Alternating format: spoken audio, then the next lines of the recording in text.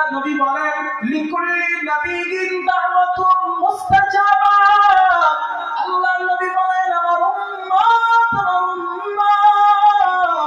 দুনিয়ার সমস্ত নবীকে, নবী আদম থেকে নিয়ে আমি নবী মুহাম্মদুর রাসূলুল্লাহ সাল্লাল্লাহু আলাইহি ওয়াসাল্লাম পর্যন্ত সমস্ত নবীকে আল্লাহ একটা স্পেশাল দোয়া দিয়েছিলেন, স্পেশাল দোয়া ইয়াদউ বিহা ফায়ুস্তাজাবু লা।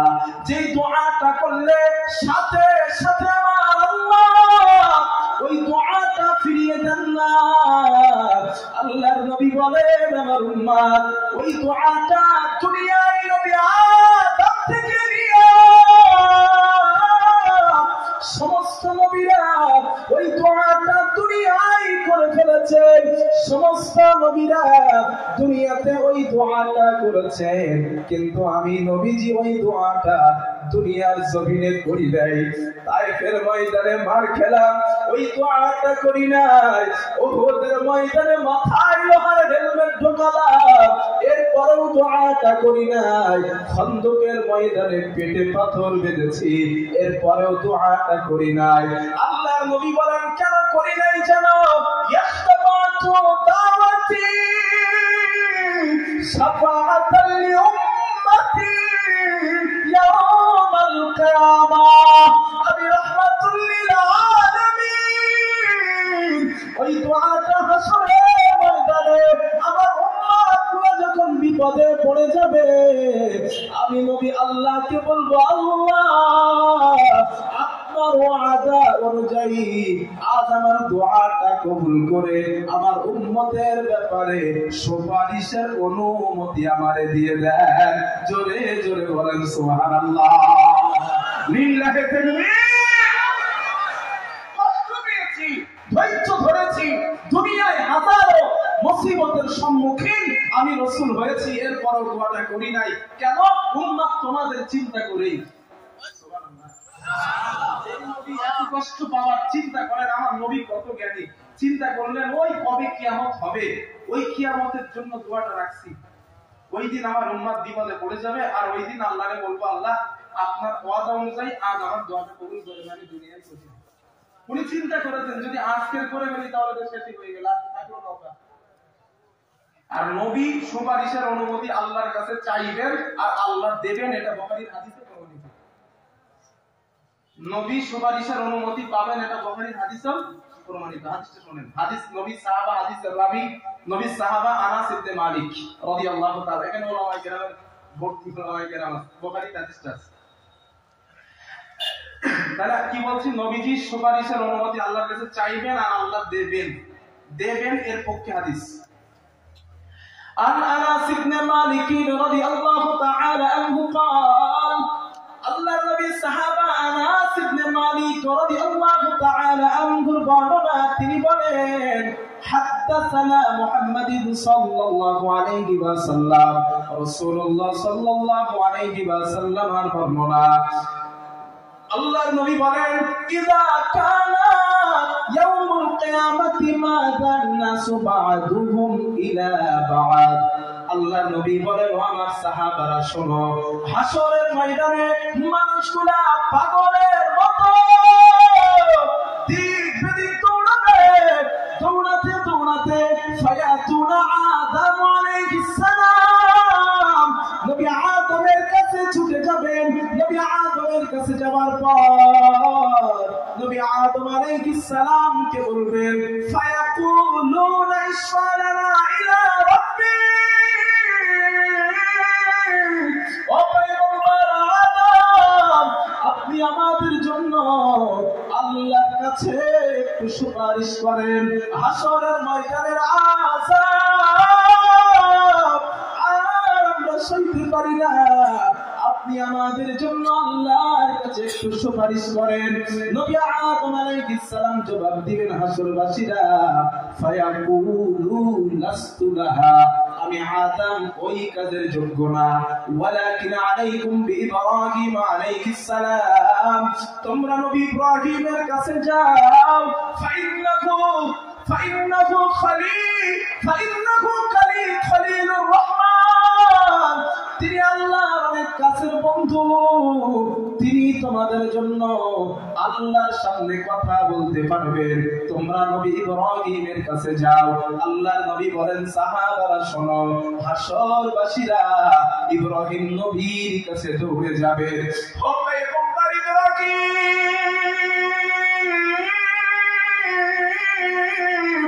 আপনি আমাদের জন্য আল্লাহর কাছে একটু কথা বলেন।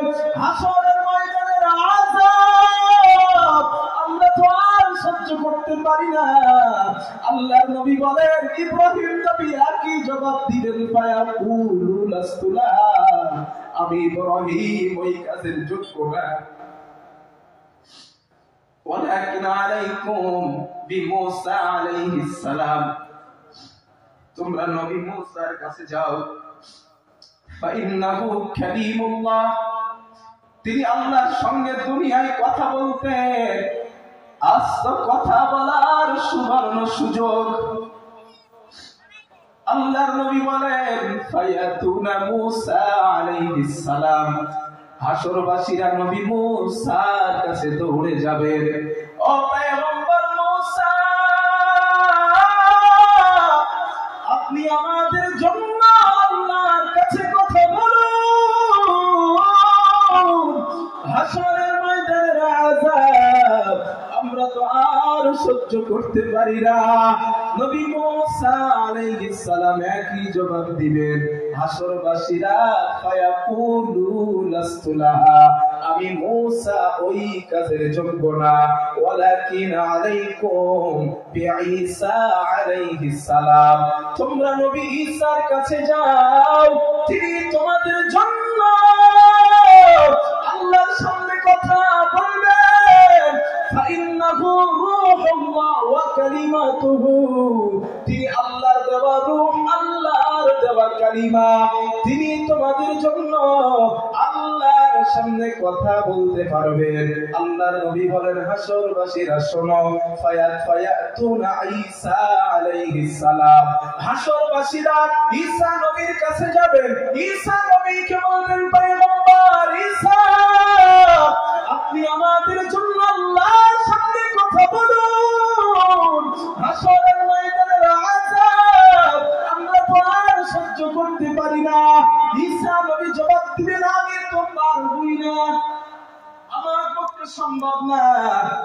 কেন সম্ভব না? এই কথাগুলো তাফসীরের মধ্যে লেখা হয়েছে। প্রত্যেক নবী বলবেন আমি পারবো না, তার পিছনে কারণটা কি, এই কারণ তাফসীরের মধ্যে লেখা হয়েছে। তবে অন্য হাদিসের মধ্যে আল্লাহর নবী বলেন, ও আমার সাহাবারা শোনো, আদম নবীর মুখের ভাষা হবে নাফসি, ঈসা নবীর মুখের ভাষা হবে নাফসি, দাউদ নবীর মুখের ভাষা হবে নাফসি। আমি নিজে আল্লাহর নবী বলেন, ওই হাসরের ময়দানে ঈসা নবী, তার মা মারিয়াম আলাইহিস সালাম কেউ চিনতে পারবে না। এতটা কঠিন ওই ময়দান। তবে আল্লাহর নবী বলেন, সাহাবারা শোনো, ঈসা নবীর কাছে যখন যাবে, ঈসা নবী একটা কথা বলবেন, আমি তোমাদেরকে একটা সাজেশন দিই, ওয়ালাকিন আলাইকুম বিমুহাম্মাদিন সাল্লাল্লাহু আলাইহি ওয়াসাল্লাম। আজ আল্লাহর সামনে কেবলমাত্র, শুধুমাত্র, একমাত্র তিনি কথা বলতে পারবেন। আব্দুল্লাহ লাল আমিনুল কুরআন, আখিরি জামানার পয়গম্বর নবী মুহাম্মদুর রাসূলুল্লাহ সাল্লাল্লাহু আলাইহি ওয়াসাল্লাম, তিনি আল্লাহর সামনে আজ তোমাদের জন্য কথা বলতে পারবে। ও হাসরবাসীরা, তোমরা নবী মুহাম্মাদের কাছে যাও। আল্লাহ নবী বলেন, সাহাবারা শোনো, ফায়াতুনি ফায়াকুল, হাসরবাসীরা আমি নবী আমার কাছে আসবে। কিন্তু নবী বলেন, আমি আনা লাহা, আমি তাদের ফেরাবো না, আমি বলবো আমি এই কাজের যোগ্য, আনা লাহা, হ্যাঁ আমি এই কাজের যোগ্য। যে হাসরের মাঠে নবী আদমের ভাষা নাফসি, যে হাসরের মাঠে নবী মূসার ভাষা নাফসি, যে হাসরের মাঠে নবী ঈসার ভাষা নাফসি, সমস্ত নবী উম্মতের ভাষা নাফসি, ওই মাঠে নবী বলবেন আনা লাহা, এই কাজের আমি যোগ্য। কত পাওয়ারটা! অমনি আল্লাহ বলছেন হাবিবুল্লাহ,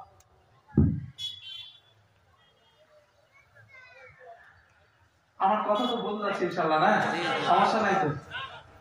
না তো বারবার জিজ্ঞেস করতেছি কেন, কারণ আপনাদের ভাষা আর আমার ভাষা একটু আলাদা তো।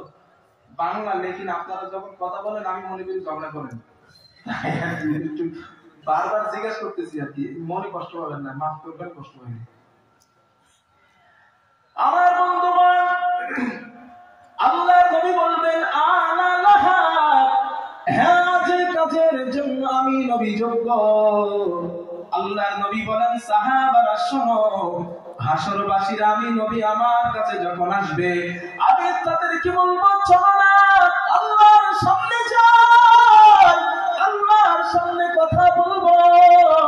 নবী বলেন আল্লাহর সামনে আমি কথা বলার জন্য যাব, কিন্তু আমার আল্লাহ ওই হাসরের ময়দানে আমাকে স্পেশাল কিছু কালিমা, স্পেশাল কিছু বাক্য আমাকে শেখাবেন। তবে সাহাবারা শোনো, লা ইয়াহজুরুনিল আন, ওই বাক্যগুলো আমি নবী আজও জানি না। ওই দিন কি আল্লাহ শেখাবেন ওই বাক্যগুলো আমি নবী আজও জানি না, তবে হাসরের ময়দানে আমার আল্লাহ ওই বাক্যগুলো আমাকে শেখাবেন। আল্লাহর নবী বলেন সাহাবারা ওই বাক্য শেখানোর পর ফাহমাদাহু বিতিলকাল মাহমিদ, আমি নবীজি ওই বাক্যের মাধ্যমে আল্লাহর প্রশংসা করতে থাকবো। ওয়া আখিরু লাহু সাজিদা, আমি নবী সিজদায় পড়ে যাব। আল্লাহর নবী বলেন আমি সিজদায় পড়ে যাবার পর ফায়ুকালু, আমাকে বলা হবে ইয়া মুহাম্মদ, হে মুহাম্মদ, ইরফা রাসাকা, মুহাম্মদ তোমার মাথা ওঠাও, ওয়া কুল, বলো, ইসমা লাকা, তোমার কথা শোনা হবে, ওয়াসাল তুতা, তুমি যা চাও আজ তোমাকে তাই দেওয়া হবে, ওয়াশফা তুশফা, তুমি কারো জন্য যদি সুপারিশ করতে চাও আমি আল্লাহকে বলো, সুপারিশ করার অনুমতি দেওয়া হবে। লিল্লাহি তাকবীর। বলুন কার জন্য সুপারিশ করতে চান, আমারে বলেন, আমি অনুমতি দেব। একটু মন খুলে তোমার লাগবে। আচ্ছা ভাই, একটা কথা একটু জিজ্ঞেস করি, যদি এই হাসরের মাঠে আল্লাহ এই অফার আপনারে আর আমারে দিত, আমরা কি করতাম আগে? আল্লাহ যদি আমাদের অফার দিত না, আমরা কি করতাম? আগে চাইতাম বউটা কোন দিকে আছে দেখ, ঠিক না? তারপরে সন্তান সন্ততি বাবা মা কোন দিকে আছে দেখ। এরপরে যদি আর কোনো চান্স পায় তখন গ্রামের লোকজন থাকলে নেয় তাদের জান্নাতে নিয়ে। কিন্তু হাদিস এখানে ওলামায়ে কেরাম ভর্তি আছে। জিজ্ঞেস করেন আল্লাহর হাবিব, আল্লাহ যখন বলবেন কারো জন্য সুপারিশ করতে চাইলে বলেন কি চান, বলেন কবুল করব। সুপারিশ করতে চাইলেও সুপারিশ কবুল করব। আল্লাহর নবী হাদিসে 3 বার এসে পায়া কুল ইয়া রব উম্মতি উম্মতি উম্মতি, আল্লাহ আমার উম্মত, আল্লাহ আমার উম্মত, আমার উম্মত। ও আসামের মুসলমান, রাসূলের এই ভালোবাসা কি মদ ছেড়ে দেওয়া যথেষ্ট নয়? রাসূলের এই ভালোবাসা কি আযান হলে মসজিদে যাওয়া যথেষ্ট নয়? রাসূলের এই ভালোবাসা কি সুদ ছেড়ে দেওয়া যথেষ্ট নয়? রাসূলের এই ভালোবাসা কি নিজের বিবিকে পর্দায় রাখা যথেষ্ট নয়? রাসূলের এই ভালোবাসা নামাজের জন্য জামাতে গিয়ে নামাজ আদায় করা কি যথেষ্ট নয়? রাসূলের এই ভালোবাসা ঘুম ছেড়ে দেওয়া কি যথেষ্ট নয়? রাসূলের এই ভালোবাসা বাপ মার মহব্বত করা কি যথেষ্ট না? আর কি ভালোবাসা বলেন? যেই মাঠে কেউ কথা বলে না, নবী একাই বলছেন তার উম্মতের পক্ষে, সেই নবীরে ভালো লাগছে আপনি সালমান খানের খেলা নিলেন, নিজের জুতো নিজে মুড়ি মারলেন।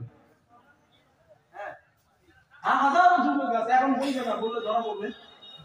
সালমান খানের ফ্যান, শাহরুখ খানের ফ্যান আছেন এর মধ্যে?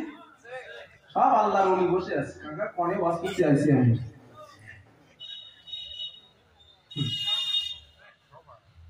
ভাই আমি গত নভেম্বরে একটা আসামে আসছিলাম, আপনাদের আসামে একটা সফরে। নভেম্বরে ওই যখন গুয়াহাটিতে যাচ্ছি দেখি এক জায়গায় সাইনবোর্ড মারা আছে বাংলাদেশের শাকিব খান আসবে। আসছিল? এসছিল না? ওখানে আমার 500 টাকা এন্ট্রি ফি। ওরা এই যুবকেরা 500 টাকা ফি দিয়ে শাকিব খানকে দেখতে যাবে, কিন্তু কোরআনের মাহফিলে যদি বলে ভাই 10 টাকা চাঁদা দাও, হুজুর চাঁদা দিব কেন, ফ্রি ফ্রি দাও। ওইটা ডুবরি আসছিল না? ও তো যাই হোক, আসামের মধ্যে আমি দেখছিলাম সাইনবোর্ড লাগানো ছিল। তাহলে চিন্তা করেন 500 টাকা ফি ওনারা এমনি লেখে নাই, জানে 500 টাকা ফি দিন নিলেও মানুষ দেখতে আসবে, এটাই তার প্রমাণ, তাই তো? 500 টাকা ফি নেব, এরপর হাজারো মানুষ দেখতে আসবে। এই মুসলিম যুবকগুলা আজকে শাকিব খানের ফ্যান হইল, আর যেই নবী তোমার জন্য দুনিয়ার জমিনে স্পেশাল দোয়া করে নাই, রেখেছে তুমি হাসরের মাঠে বিপদে পড়লে তোমার যেন উদ্ধার করা যায় আল্লাহর সামনে থেকে, সেই নবীকে ভালোবাসো না, তোমার মতো ফাজকেরা চিবিয়ে আর বাংলার জমিনে আসবে বলে আমার মনে হয় না। হ্যাঁ, আমার কথা একটু খারাপ লাগলো, কিছু করার নাই, এসে বলেছেন আমাদের আল্লাহ কথাগুলো বোঝার তৌফিক দেন, বলেন আমিন। রাগ করলে কিছু করার নেই ভাইয়া, সত্য কথা। রাগ করতেছেন না? না, বিরিতে বাবা যে রাগ করবে, হুজুর একটু বেশি করে বলেন, আমরাও যত বলি শোনে না। জানুয়ারিতে পিকনিক করতে গেছিলেন, কেটে কেটে হাত করেন তো।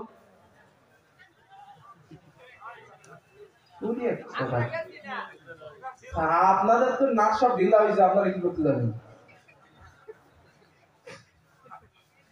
যুবক ভাই, এইগুলা করো না ভাই, এগুলো বেঈমানদের কালচার, এগুলো নাস্তিকবাদের কালচার। আর হাদিসে স্পষ্ট নবীজি বলেছেন, মান তাশাব্বাহা বিকাউমিন ফাহুয়া মিনহুম। তুমি যারে ফলো করবা, তুমি যার অনুসরণ করবা, যার অনুকরণ করবা, হাসরের ময়দানে তার সাথে তোমার হাসর হবে। ও যুবক, তোমার অনুসরণ যদি মেসির হয়, তোমার অনুকরণ যদি বিরাট কোহলি হয়, তোমার অনুসরণ আর অনুকরণ ফলোয়ার যদি সালমান খান আর শাহরুখ খান আর সাকিব খান হয়, লিখে রাখো, নবী বলেছেন হাসর তোমার তার সাথে হবে। আর তার সাথে হাসর হলে কোনো কথা না, ডাইরেক্ট গো টু জান্নাত। ঠিক না? এই জন্য পরিবর্তন হও, আল্লাহ পরিবর্তন করান, বলেন আমিন। আর বলেন আমিন। তাহলে আমি হাদিস বলছিলাম কি, যে রাসূলুল্লাহ সাল্লাল্লাহু আলাইহি ওয়াসাল্লাম কি বললেন, আমি আল্লাহর কাছে চাইবো আমার উম্মত। এইখানে একটা প্রশ্ন আছে, খুব মন দিয়ে জায়গাটা একটু বোঝেন। আচ্ছা, আপনারা বলেন আমারে, হাসরের মাঠে আদম নবীর উম্মত আছে না নাই? জোরে বলেন। ইব্রাহিম নবীর উম্মত, মুসা নবীর উম্মত, ঈসা নবীর উম্মত, আর সমস্ত নবীর উম্মত হাসরের মাঠে আছে। তাহলে আল্লাহর হাবিবের উম্মত মানে আমরাও আছি। আর এত উম্মতের মাঝে আল্লাহর নবী তার উম্মতকে চিনবেন কিভাবে? সুপারিশ করবেন, তাহলে চিনবেন কেমনে? এইটা বোঝার জন্য মুসলিম শরীফের আরেকটা হাদিস শুনুন। আল্লাহর নবী বলেন, ক্বালা রাসূলুল্লাহ সাল্লাল্লাহু আলাইহি ওয়াসাল্লাম, রাসূলুল্লাহ সাল্লাল্লাহু আলাইহি ওয়াসাল্লামের বর্ণনা। আল্লাহর নবী বলেন, আনা আউয়ালু মান ইউযানু লাহু বিসসুজুদি ইয়াওমাল কিয়ামাহ। আল্লাহর নবী বলেন, আমার উম্মত, আমার উম্মত, কিয়ামতের দিন আমি নবীজি সর্বপ্রথম আল্লাহর সামনে সিজদায় পড়ে যাব। ওয়া আনা আউয়ালু মান ইউযানু লাহু বিরাসি, এবং আমি নবীজি আল্লাহর সামনে থেকে আমার মাথাটা সর্বপ্রথম উঠাবো। আল্লাহর নবী বলেন, আমি আগে সিজদায় যাব, আমি নবী আগে আমার মাথাটা সর্বপ্রথম উঠাবো। আল্লাহর নবী বলেন, আমি আমার মাথা ওঠানোর পর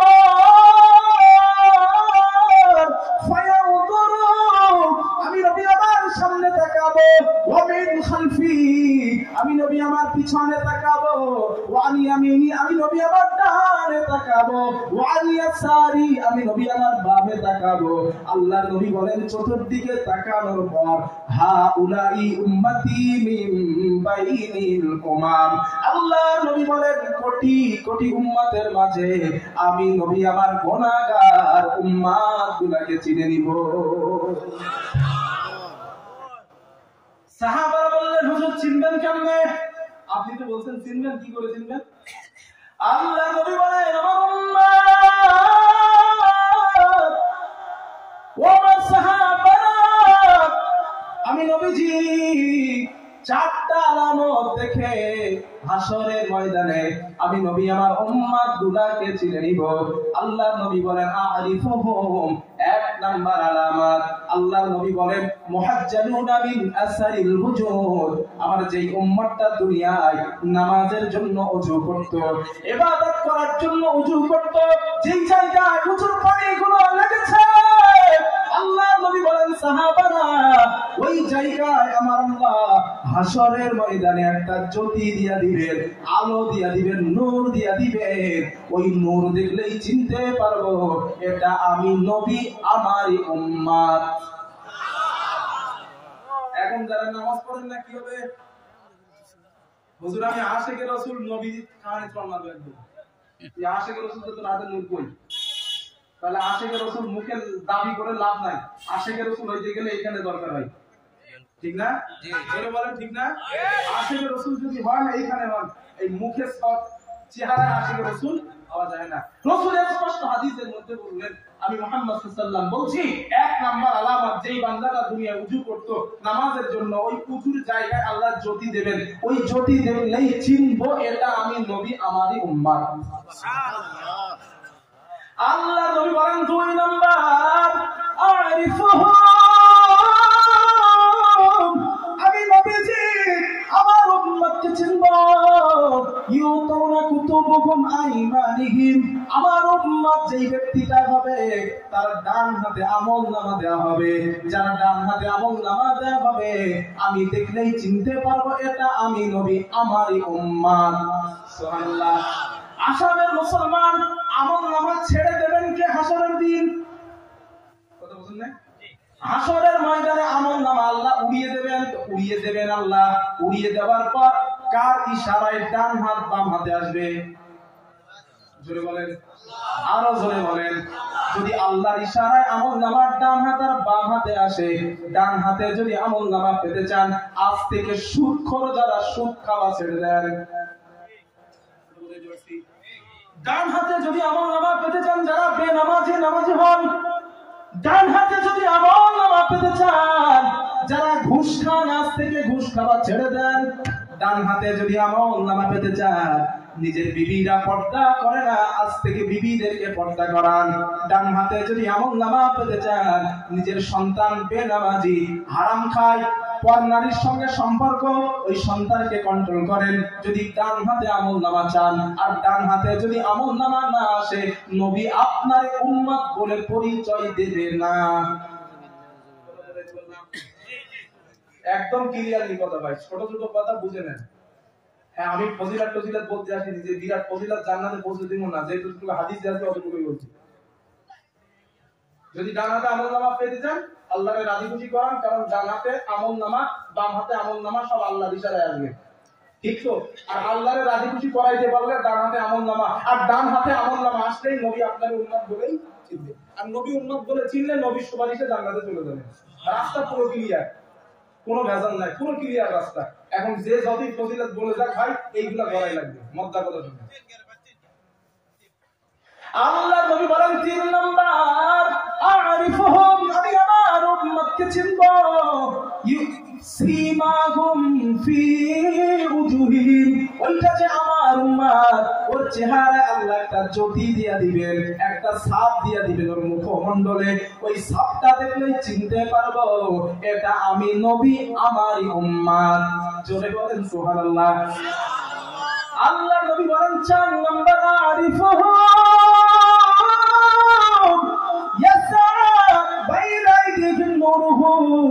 আল্লাহ নবী বলেন আমার উম্মত, আমার যে উম্মত হাসরের ময়দানে আমার উম্মত, ওর সামনে নূর, ডাইনে নূর, বামে নূর, পিছনে নূর, মানে আমার উম্মতটা নূরের প্যাকেটের মধ্যে হাঁটতে থাকবে। এই চারটি আলামত দেখলে আমি চিনতে পারবো এটা আমি নবী, আমারই উম্মত। আল্লাহ নবী বলেন এই গুণগুলা যার মধ্যে আমি পাবো, তার জন্য সুপারিশ করে আল্লাহর জান্নাতে নিয়ে যাব। লিল্লাহি তাকবীর। আল্লাহ এই গুণগুলো আমাদের সবাইকে অর্জন করার তৌফিক দান করেন, আমিন। আর জোরে বলেন আমিন।